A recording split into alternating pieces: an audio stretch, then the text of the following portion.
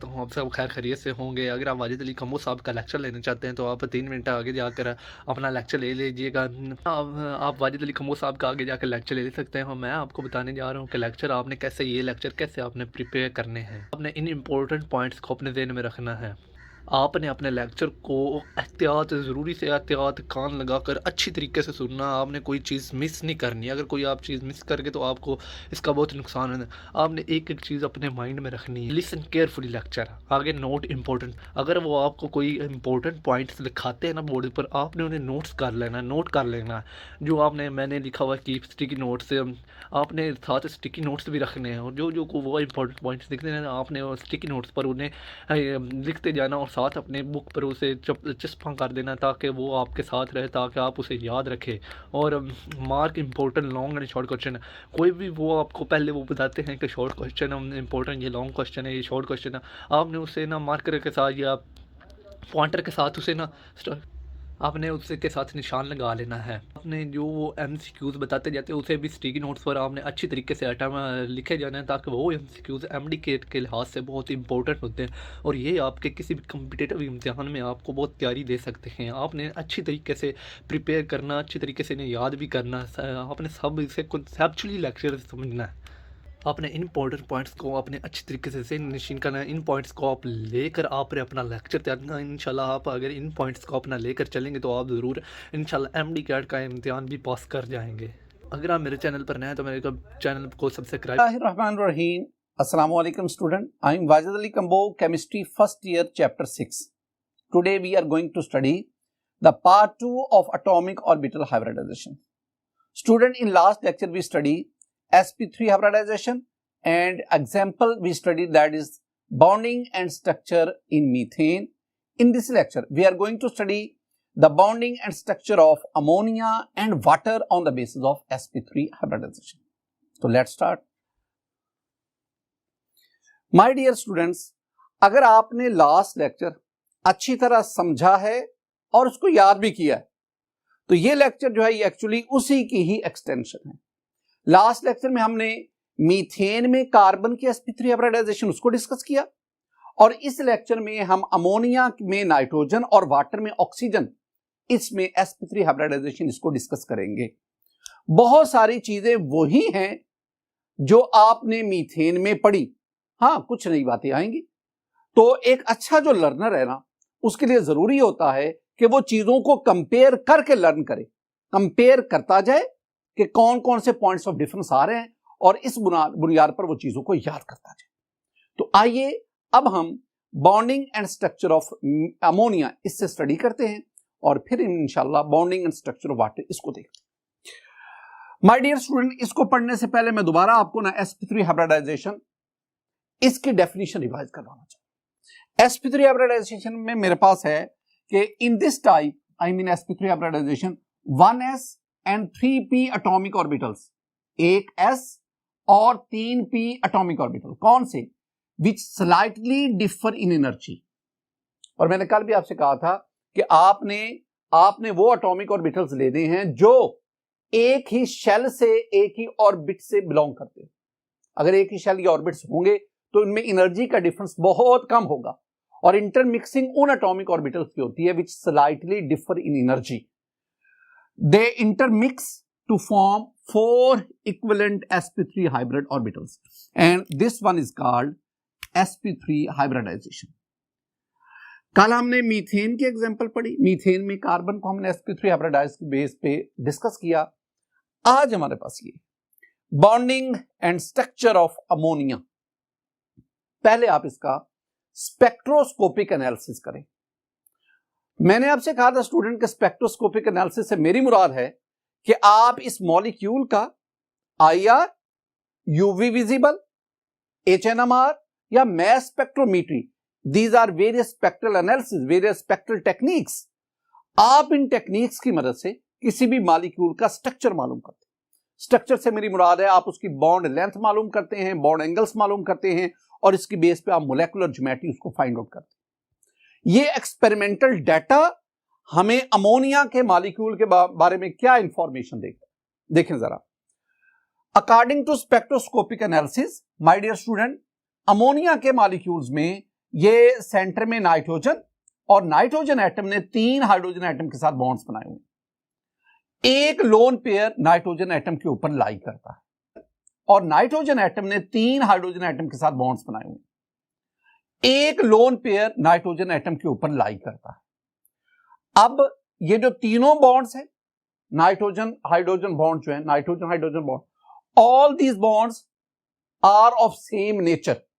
Nature से मेरी मुराद क्या है? नेचर से मेरी मुराद है इन तीनों नाइट्रोजन हाइड्रोजन बॉन्ड की बॉन्ड लेंथ, इनकी बॉन्ड स्ट्रेंथ, इनकी बॉन्ड रिएक्टिविटी वो बिल्कुल एक जैसी। एक तो ये चीज आ गई। दूसरा, the angle between any two bond is 107.5 degree. और ओवरऑल अगर हम इसका स्ट्रक्चर देखेंगे, overall the ammonia molecule has trigonal pyramid. Trigonal pyramid. अब ये जो स्ट्रक्चर है अमोनिया का, हम इसको हाइब्रिडाइजेशन की बेस पे डिस्कस करते हैं। हाइब्रिडाइजेशन के मुताबिक अमोनिया में जो सेंट्रल एटम है वो नाइट्रोजन है। और मैंने आपसे लास्ट लेक्चर में भी कहा कि हमारे सिलेबस की हद तक हाइब्रिडाइजेशन का कॉन्सेप्ट किसी भी मॉलिक्यूल के सेंट्रल एटम के गिर्द घूमता है। तो इसका मतलब क्या हुआ? इसका मतलब है कि अमोनिया में जो नाइट्रोजन है वो सेंट्रल एटम है, and the hybridization of nitrogen is sp3। अब नाइट्रोजन किस तरह sp3 हाइब्रिडाइज्ड है, और फिर ये किस तरह हाइड्रोजन एटम के साथ मिलकर NH3 बनाता है, और फिर हम उसके स्ट्रक्चर को भी जस्टिफाई करेंगे। स्टूडेंट, इसमें देखें, पहले मैं नाइट्रोजन की इलेक्ट्रॉनिक कॉन्फ़िगरेशन करता हूं। You know the atomic number of nitrogen is 7। अगर मैं इसकी इलेक्ट्रॉनिक कॉन्फ़िगरेशन करूं तो मेरे पास आएगा 1s2, 2s2, 2px, 2py, 2pz। या टोटल आपके पास कितने इलेक्ट्रॉन है? 7। अब उन 7 इलेक्ट्रॉन्स को इन ऑर्बिटल्स में अकोमोडेट करो। 2 electrons in 1s, 2 electrons in 2s।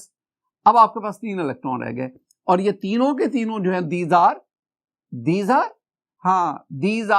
Degenerate orbitals, वो ऑर्बिटल जिनकी एनर्जी सेम है। और जब इनमें इलेक्ट्रॉन की फिलिंग होती है तो we have to follow the Hund's rule. 3 electron, 3 orbital, same energy, तो हम क्या करेंगे? हुंड्स रूल के मुताबिक हम हर एक ऑर्बिटल में एक एक इलेक्ट्रॉन रखते जाएंगे। यू मेरे पास ये। अब इसमें स्टूडेंट ये वाला 1s first orbit, I mean it belongs to the first shell, K shell, first orbit उससे। और ये वाले जो 4 हैं, these orbital belong to the second orbit. ये वैलेंस शेल ऑर्बिटल्स है, वैलेंस शेल के ऑर्बिटल्स है। ऑर्बिटल्स की तादाद 4। अब जरा ना अगर हम एनर्जेटिकली इन ऑर्बिटल्स को देखें तो जरा इसमें देखें, मेरे पास ये नाइट्रोजन का न्यूक्लियस, ये जो 1s है ये न्यूक्लियस के करीब है। 1s में 2 इलेक्ट्रॉन, इससे जरा ऊपर जाएंगे, ये एनर्जी का एरो हमें बता रहा है कि नीचे से ऊपर एनर्जी इंक्रीज कर रही है। ये जो 2s है इसमें भी 2 इलेक्ट्रॉन। अब इन 2s की एनर्जी 1s से ज्यादा है। अब आप इसमें देखिए, ये आपके पास 2px, 2py, 2pz। अब इन तीनों ऑर्बिटल की एनर्जी बिल्कुल सेम है, दीज आर डीजनरेट ऑर्बिटल्स, लेकिन इन तीनों की एनर्जी 2s से स्लाइटली ग्रेटर। अब इन तीनों में एक एक इलेक्ट्रॉन आपके पास आ गए, यानी 2px1, 2py1, 2pz1। अब आपके पास ये एक ऑर्बिटल एनर्जी डायग्राम आप कह लें। अब इसमें ये जो 1s है it belongs to first orbit, और ये जो 2s और 2px, 2py, 2pz ये चारों orbital they belongs to second orbit.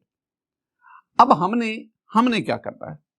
जब हम मीथेन में कार्बन की हाइब्रिडाइजेशन पढ़ रहे थे ना, तो दूसरे स्टेप में स्टूडेंट मैंने कहा था कि ये ग्राउंड स्टेट इलेक्ट्रॉनिक कॉन्फ़िगरेशन है। अगर आप उसमें ना 2pz एम्प्टी था कार्बन के केस में, तो फिर मैंने 2s से एक इलेक्ट्रॉन यहां पे प्रमोट करवाया। लेकिन यहां पे हमारे पास अगर आप देखेंगे तो तीनों p ऑर्बिटल्स वो हाफ फिल्ड है, और हाफ फिल्ड ऑर्बिटल स्टेबल होते हैं। इसका मतलब है यहां पे 2s इलेक्ट्रॉन आगे प्रमोट नहीं किया जा सकता। तो अब ये मेरे पास स्टूडेंट आ गए, these 4 are atomic orbitals. Atomic orbitals. और मैं आपसे क्या कहता हूं? मैं आपसे कहता हूं ये जो एटॉमिक ऑर्बिटल्स हैं दे हैव डिफरेंट एनर्जीज कैसे, अभी मैंने आपको बताया कि 2s की एनर्जी कम है और इन तीनों की एनर्जी 2s से कदरे ज्यादा है, यानी इन तीनों की एनर्जी सेम है लेकिन चारों की सेम नहीं है क्योंकि 2s की एनर्जी उनसे कम है। डिफरेंट शेप्स, अब जरा शेप्स के हवाले से देखें, मैं कह रहा हूं इनकी शेप्स मुख्तलिफ है। माय डियर स्टूडेंट, ये मेरे पास है 2s, it has 2 electron, this one is 2px, 2py, 2pz.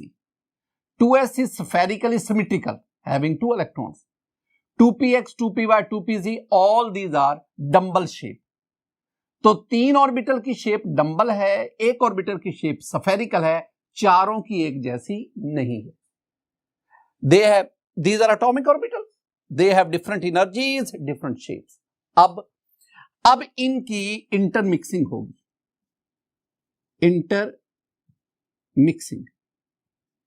Intermixing में हमने क्या कहा था, हमने कहा था कि इंटरमिक्स, 3 बातें याद रखनी है।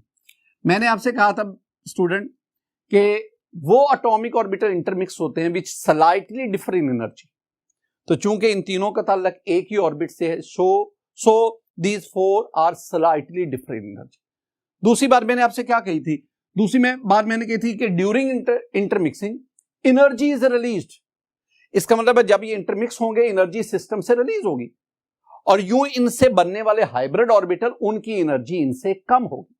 और क्या बात थी कि low energy state is stable state, इसका मतलब है इनसे बनने वाले हाइब्रिड ऑर्बिटल चूंकि कम एनर्जी रखते हैं लिहाजा वो इनसे ज्यादा स्टेबल होंगे। और तीसरी बार मैंने आपसे क्या कही थी कि जितने एटॉमिक ऑर्बिटल इंटरमिक्स होंगे उतने हाइब्रिड ऑर्बिटल बनेंगे। ये 3 बातें मैंने आपको यहां पे याद करवाई थी। तो कितने एटॉमिक ऑर्बिटल इंटरमिक्स हो रहे हैं? 4 एटॉमिक ऑर्बिटल इंटरमिक्स हो रहे हैं, 4, एक s और 3 p। तो जब 4 एटॉमिक ऑर्बिटल इंटरमिक्स होंगे तो हाइब्रिड ऑर्बिटल भी कितने बनेंगे? 4। और वो कौन कौन से? वो आपके पास आ गए sp3, sp3, sp3 and sp3। 4 atomic orbital intermix, 4 hybrid orbital बने, sp3, sp3, sp3 and sp3। ये जो चारों हाइब्रिड ऑर्बिटल हैं इन चारों की एनर्जी सेम है। मैंने आपको हाइब्रिड ऑर्बिटल्स के बारे में क्या कहा था?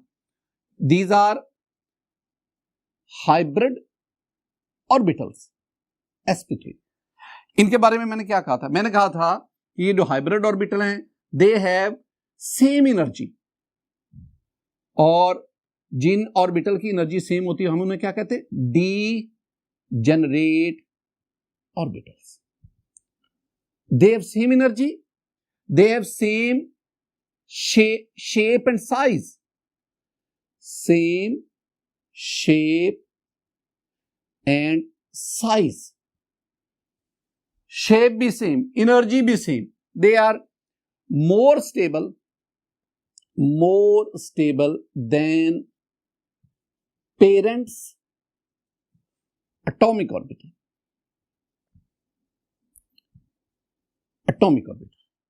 इन एटॉमिक ऑर्बिटल से ये ज्यादा स्टेबल हैं क्योंकि इनकी एनर्जी उनसे कम है। चौथी बात है मैंने कहा था बट, लेकिन इन चारों की स्पेशियल ओरिएंटेशन मुख्तलिफ होती है, but they have different orientation in space, but different orientation in space, orientation मुख्तलिफ है।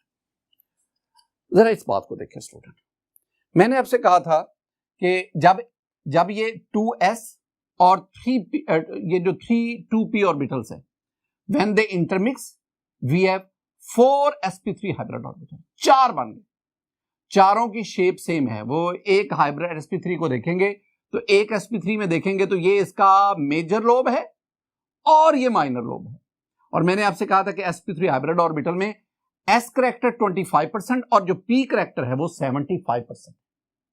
तो आपके पास ये 4, लेकिन इन चारों की शेप सेम है, साइज सेम है, इनकी एनर्जी सेम है, लेकिन जब आप इनको न्यूक्लियस के गिर्द, नाइट्रोजन के न्यूक्लियस के गिर्द अरेंज करते हैं ना, तो अब ये जब अरेंज होते हैं तो each sp3 hybrid orbital it directed towards the corner of tetrahedron. तो ये टेट्राहेड्रली, ये याद रखना है, टेट्राहेड्रली ये नाइट्रोजन न्यूक्लियस के गिर्द अरेंज होती है और किसी भी दो sp3 के दरमियान जो एंगल है वो 109.5 डिग्री का। तो sp3 हाइब्रिड ऑर्बिटल क्या है, ये टेट्राहेड्रली अरेंज होते हैं। अब नेक्स्ट पॉइंट वेरी इंपॉर्टेंट, अब उसमें क्या है कि जो एटॉमिक ऑर्बिटल इंटरमिक्स हुए थे उनमें टोटल इलेक्ट्रॉन कितने थे, 2 3 4 5। अब वो 5 इलेक्ट्रॉन इनमें आपने अकोमोडेट करवाने। तो पहले एक एक इलेक्ट्रॉन रखें, 1 2 3 4 एंड दिस वन इज 5। इसका मतलब आपके पास टोटल 4 sp3 हैं। एक sp3 के अंदर पेयर्ड इलेक्ट्रॉन है, कंप्लीटली फिल्ड है, और 3 sp3 उसके अंदर एक एक इलेक्ट्रॉन है, अनपेयर्ड है, हाफ फिल्ड है। यानी आपके पास ये टोटल 4 sp3, ये जो ऊपर वाला है इसमें 2 इलेक्ट्रॉन है जिसे हम लोन पेयर कहते हैं, और बाकी ये जो 3 हैं इनमें एक एक इलेक्ट्रॉन है। अब आपने वीबीटी में पढ़ा है कि वो ऑर्बिटल ओवरलैप करके बॉन्ड बनाते हैं जो हाफ फिल्ड होंगे, जिनमें एक इलेक्ट्रॉन होगा। इसका मतलब है ये ऊपर वाला ऑर्बिटल जिसमें 2 इलेक्ट्रॉन हैं ये ओवरलैपिंग में हिस्सा नहीं लेगा। ये जो ऊपर वाला है इसमें 2 इलेक्ट्रॉन है जिसे हम लोन पेयर कहते हैं, और बाकी ये जो 3 हैं इनमें एक एक इलेक्ट्रॉन है। अब आपने वीबीटी में पढ़ा है कि वो ऑर्बिटल ओवरलैप करके बॉन्ड बनाते हैं जो हाफ फिल्ड होंगे, जिनमें एक इलेक्ट्रॉन होगा। इसका मतलब है ये ऊपर वाला ऑर्बिटल जिसमें 2 इलेक्ट्रॉन हैं ये ओवरलैपिंग में हिस्सा नहीं लेगा, और ये जो नीचे वाले 3 हैं जिनमें एक एक इलेक्ट्रॉन है जो हाफ फिल्ड है, ये तीनों sp3 जो हैं they are eligible for overlapping to form the bond. अब हम क्या कहेंगे, अब हम कहेंगे जी हमारे पास ये नाइट्रोजन का न्यूक्लियस, ये न्यूक्लियस है, एक आपके पास ये sp3 है, ये sp3, इसमें 2 इलेक्ट्रॉन है sp3, it is completely filled, these are lone pair, और ये इसका माइनर लोब है। बिल्कुल इसी तरह एक आपके पास ये sp3 है और इसमें एक इलेक्ट्रॉन है, this one is half filled. एक आपके पास ये sp3 आ गया, ये इसका माइनर लोब, ये इसका minor lobe. My dear student, इसमें भी आपके पास एक इलेक्ट्रॉन है, ये भी हाफ फिल्ड है, वो इलेक्ट्रॉन में इसके अंदर शो कर देता है, और एक आपके पास इधर बाहर की तरफ आता है, ये आ गया, इसमें भी एक इलेक्ट्रॉन है, ये sp3 हाइब्रिड ऑर्बिटल है। ये मैं नाइट्रोजन एटम की बात कर रहा हूं। अब इसमें इनके दरमियान जो एंगल है, मैंने आपसे कहा था कि इनके दरमियान जो एंगल है दैट इज 109.5 डिग्री, और यूं ये चारों sp3 टेट्राहेड्रली अरेंज होते। अब आप क्या करेंगे, अब आप लेंगे हाइड्रोजन को, और हाइड्रोजन का आपके पास आप जानते हैं कि 1s ऑर्बिटल जिसमें एक इलेक्ट्रॉन, हाफ फिल्ड, ये हाइड्रोजन का 1s orbital, this is 1s1, it is spherically symmetrical, ये आपके पास है।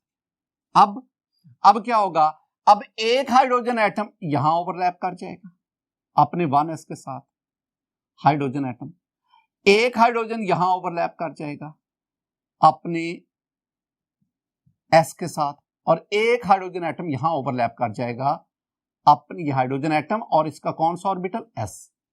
यूं एक आपके पास ये बॉन्ड बना, किस ऑर्बिटल के ओवरलैपिंग से, s और sp3, s of hydrogen, sp3 of nitrogen, एक ये बॉन्ड बना, एक ये बॉन्ड बना। अब स्टूडेंट जरा आप देखेंगे ना, ये मेरे पास न्यूक्लियस है, ऊपर आपके पास यहां पे लोन पेयर है, ये लोन पेयर है, एक आपके पास बॉन्ड इधर बना, एक आपके पास बॉन्ड इधर बना, एक आपके पास ये बॉन्ड बना, किसके साथ, हाइड्रोजन के साथ, और ये सेंटर में आपके पास नाइट्रोजन है। मैंने आपसे कहा था कि आपके पास ये जो sp3 हाइब्रिड ऑर्बिटल है ये टेट्राहेड्रली अरेंज है, लेकिन जब आप हाइड्रोजन को इनके साथ ओवरलैप करवा के बॉन्ड बना देते हैं, अब जरा देखें my dear student, this one is the lone pair, this one is the bond pair, this one is the bond pair, this one is the bond pair. अब आपने वेस्पर थ्योरी, लोन पेयर है, ये bond pair को repel करता है, repel करने की वजह से ये बॉन्ड पेयर एक दूसरे के करीब हो जाते हैं और वो एंगल जो 109.5 डिग्री का था वो कम होकर 107.5 डिग्री का है। ये जो लोन पेयर है ये नाइट्रोजन के न्यूक्लियस के करीब होता है। ये lone pair is very close to the nucleus. Repel करता है, रिपेल करने की वजह से ये बॉन्ड पेयर एक दूसरे के करीब हो जाते हैं और वो एंगल जो 109.5 डिग्री रिपेल करने की वजह से ये बॉन्ड पेयर एक दूसरे के करीब हो जाते हैं और वो एंगल जो 109.5 डिग्री का था वो कम होकर 107.5 डिग्री का है। ये जो लोन पेयर है ये नाइट्रोजन के न्यूक्लियस के करीब होता है। ये lone pair is very close to the nucleus of nitrogen, लिहाजा ये करीब होने की वजह से बॉन्ड पेयर को रिपेल करता है। बॉन्ड पेयर के दरमियान एंगल कम होकर ये एंगल जो यहां पे मैं टेट्राहेड्रल कह रहा था, लेकिन मॉलिक्यूल फॉर्मेशन के बाद ये एंगल कम होकर 107.5 डिग्री रह जाता है और यूं the shape of ammonia molecule is trigonal pyramid. 107.5 degree रह जाता है और यूं the shape of ammonia molecule is trigonal pyramid. Shape इसकी क्या आ गई? Trigonal pyramid. My dear student, जितना कुछ मैंने आपको समझाया अब मैं आपको एक एनिमेशन के जरिए सारे का सारा जो है समराइज करना चाहता हूं। तो आइए जरा देखते हैं। माय डियर स्टूडेंट, मेरे पास ये नाइट्रोजन का एटम है। This one is 1s2, this one is 2s2, 2px1, 2py1, 2pz1। we don't need any kind of excitation। अब इसमें हमने क्या कहा? हमने कहा ये जो 2s है, 2px है, 2py है, 2pz है, ये चारों के चारों जो है they belong to valence shell. ये सेकंड ऑर्बिट से ताल्लुक रखते हैं। अब क्या होगा? ये चारों के चारों they intermix to form 4 sp3 hybrid orbital. sp3 sp3 sp3 sp3। अब इन sp3 हाइब्रिड ऑर्बिटल को अगर आप देखेंगे ना तो sp3 हाइब्रिड ऑर्बिटल के दरमियान जो एंगल आ रहा है ना वो 109.5 डिग्री है। यानी these 4 sp3 hybrid orbitals are tetrahedrally arrange. इनका ये टेट्राहेड्रल अरेंजमेंट। इलेक्ट्रॉन को जरा देखें। एक sp3 हाइब्रिड ऑर्बिटल में 2 इलेक्ट्रॉन है, कंप्लीटली फिल्ड है, जबकि बाकी ये जो 3 sp3 हाइब्रिड ऑर्बिटल है हर एक के अंदर एक इलेक्ट्रॉन है, हाफ फिल्ड है। अब क्या होगा? हाइड्रोजन एटम अपने 1s ऑर्बिट 3 हाइड्रोजन एटम अपने 1s ऑर्बिटल के साथ इन 3 sp3 हाइब्रिड ऑर्बिटल के साथ ओवरलैप करेंगे।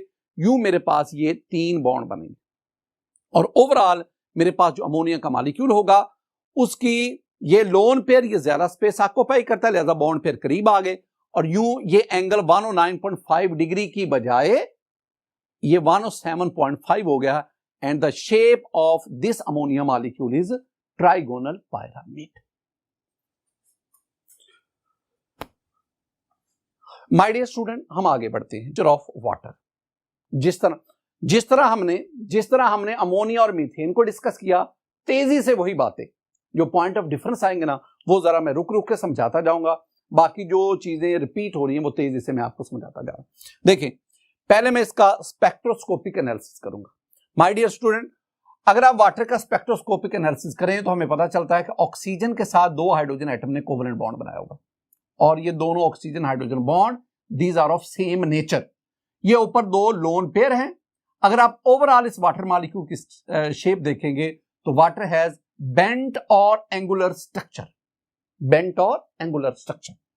अब इसमें हमारा मेन फोकस किस पे रहेगा? हमारा मेन फोकस स्टूडेंट रहेगा ऑक्सीजन की hybridisation.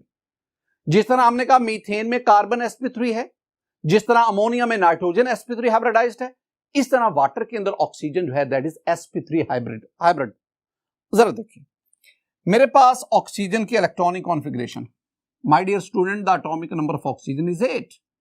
We have 1s2, 2s2, 2px, 2py and 2pz। 8 electron है, 2 4 5 6 7 और 8। ये आपके पास जो है ना, ये आपके पास हैं valence shell orbitals, second orbit के ऑर्बिटल्स। जरा इसको देखें। ये मेरे पास ऑक्सीजन का न्यूक्लियस, ये एरो शो कर रहा है कि नीचे से ऊपर एनर्जी बढ़ रही। सबसे पहले 1s2 close to the nucleus energy कम, इससे जरा ऊपर आएंगे तो 2s2 away from nucleus energy बढ़ गई, और ये आपके पास 2px 2py 2pz, 2px में 2 इलेक्ट्रॉन, 2py 2pz में एक इलेक्ट्रॉन। अब ये जो चारों इलेक्ट्रॉन है जिन ऑर्बिटल जिनके साथ 2 लिखा हुआ है 2s 2px 2py 2pz, these 4 orbitals belong to second orbit। और अब हम क्या कहेंगे, हमें कोई जरूरत नहीं है यहां से इलेक्ट्रॉन आगे एक्साइट करवाने की, कोई जरूरत नहीं। These 4 are atomic orbitals। ये चारों जो हैं ये एटॉमिक ऑर्बिटल्स हैं। माय डियर स्टूडेंट, इन चारों की एनर्जी मुख्तलिफ, 2s की कम, बाकी तीनों की ज्यादा, शेप मुख्तलिफ, 2s स्फेरिकल है, स्फेरिकल सिमेट्रिकल है, बाकी तीनों डंबल शेप हैं। तो ये वाले अब ये चारों इंटरमिक्स होंगे, और इंटरमिक्सिंग के लिए मैंने आपसे क्या कहा था कि इंटरमिक्सिंग के लिए 3 बातें मैं बार बार याद करवा रहा हूं स्टूडेंट। कॉन्सेप्ट क्लियर हो गया, अब इनको याद करना है। मैंने इंटरमिक्सिंग के लिए 3 बातें करता हूं।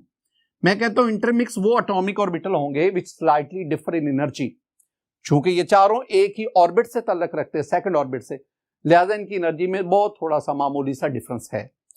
इंटरमिक्स, दूसरी बात, इंटरमिक्सिंग के दौरान एनर्जी रिलीज होती है, तो इसका मतलब है कि इनसे जो हाइब्रिड ऑर्बिटल बनेंगे उनकी एनर्जी इनसे कम होगी, वो स्टेबल होगी।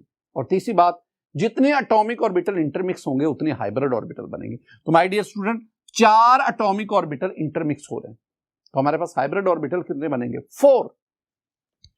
तो मेरे पास ये आ गया sp3 एंड sp3। ये चारों क्या कहलाते हैं? These 4 are called hybrid orbitals. जरा देखिए इस बात को, मैंने कहा ये मेरे पास 2s2 है, ये 2px2 है, ये 2py1, ये 2pz1। These are atomic orbital. Intermixing के बाद ये मेरे पास 4 हाइब्रिड ऑर्बिटल बने, sp2 sp3 एंड sp3। अब ये जो चारों sp3 बने हैं, चारों की शेप सेम, चारों की साइज सेम, चारों की एनर्जी सेम, डीजनरेट हैं।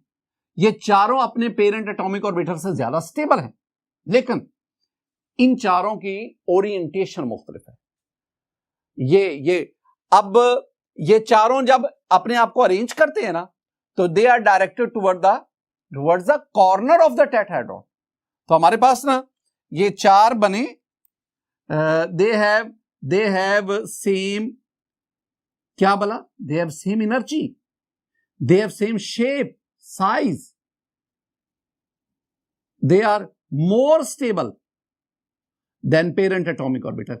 लेकिन एक बार मैं कहता हूं कि बट क्या they have different orientation in space, they have different orientation in space।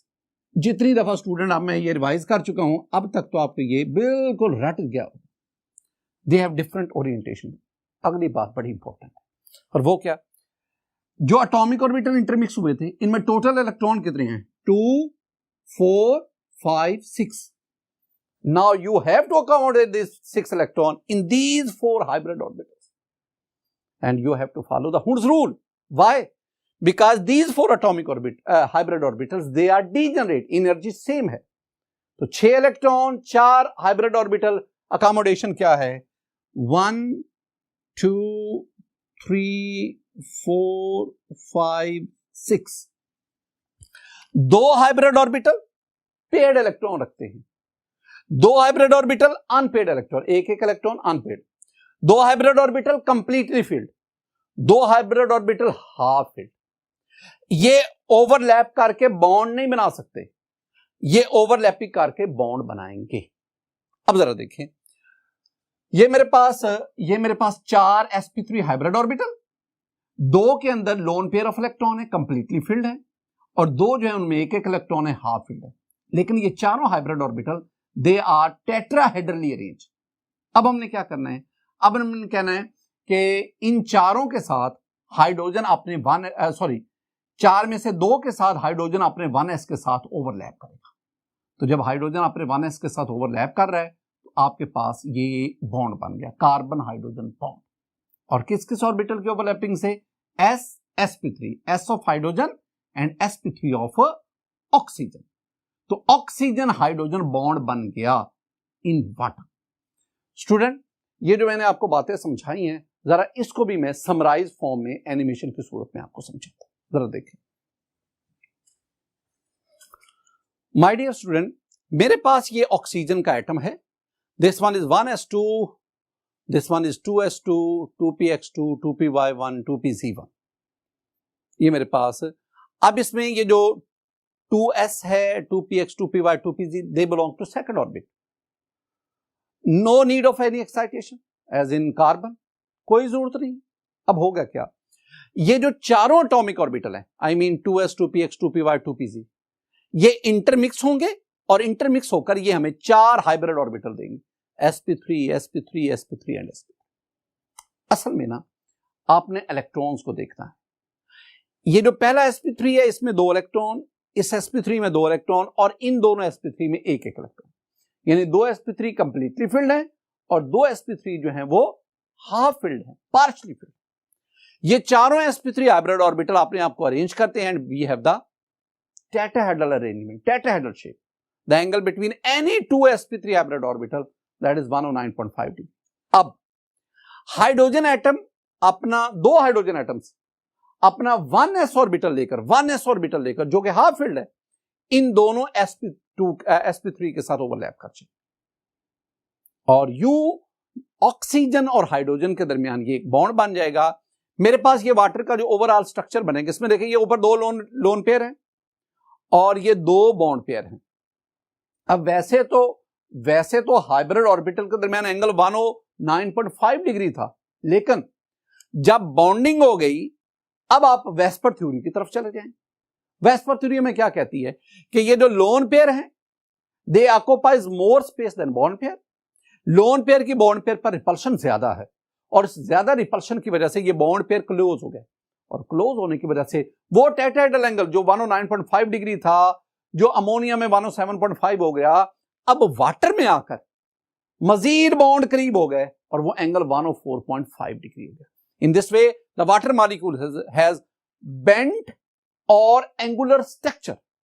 Water molecule has bent और एंगुलर स्ट्रक्चर।